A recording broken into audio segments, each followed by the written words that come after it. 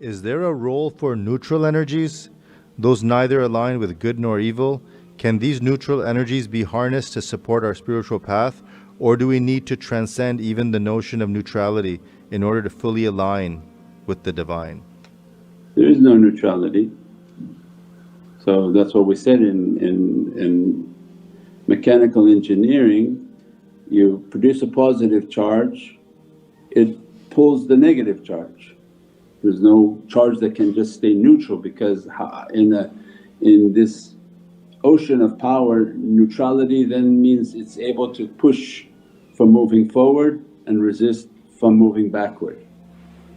So it's impossible. That's why we said people think, I'll be neutral in this path of trying to achieve better. You're actually like in an ocean where the tide is washing you away. Either you are actively positive or you're being washed away towards negativity. There is absolutely no neutral ground. So people who think they're neutral, come to them a year later, they're actually much more negative. Because the overwhelming tide, we said, from what shaitan promised, I will attack them from 6 directions, and Allah accepted. So in 6 directions shaitan is attacking humans with their desire for food, their fashion, their sciences, their knowledges. Every direction you can imagine shaitan is attracting them. This is a guarantee. So how could you be neutral? You're not neutral to fashion, you're not neutral to the food, you're not neutral to the sciences and the knowledges he's propagating in schools, in YouTubes and social media. So there's no way to stay neutral. By the nature of shaitan's promise, I will hit them in 6 directions. So unless the person is actively fighting that system in which they want to move towards positivity, they have to direct themselves towards the realities of Prophet. And that's why the guide comes and provides these 6 directions. No, follow these knowledges. So you have to provide knowledges for people. How could you not teach? If you want to counter what shaitan is teaching, you have to teach.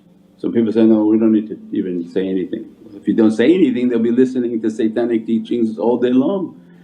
Then you say, okay, well, here's some sort of sunnah fashions, these are the fashions that are more beatific. If you don't offer the fashions, you don't give people that, no, make yourself to be a Muhammadan, then they're going to follow inappropriate fashions and think that's okay. And if you don't provide sounds and melodious realities for them to come to those melodies, they'll follow the inappropriate and incorrect melodies. So at every direction the shaitan is pushing, we have to be there to push in the other direction towards the reality of Muhammadan Rasulullah. That's the great hypocrisy. These people say, there's no nasheed, there's no nasheed, there's no nasheed. Then what counters the satanic influence of music? And musics that clearly agitate the heart towards shaitan and the shaitanic realities. Then there have to be the nasheeds in this system to draw them towards the reality of Prophet and towards the beatific sounds that raise their elevation and their vibrations. But this is again the guidance through awliya on how to traverse what shaitan is doing to people, where other people don't see it and they think they can have a neutral state. But there is no neutral state, there is no silent state. So even in this universe the external people kept saying, it's just silence, don't worry about all these things.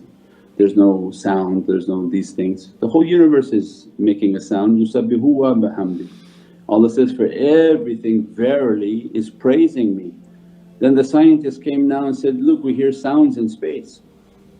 Every planet has a sound and they're beginning to interpret the sounds and the vibrations of planets and moons and these objects in space, because they realize space is just like an ocean with these things inside this ocean, and they have waves, they have sound vibrations and frequencies.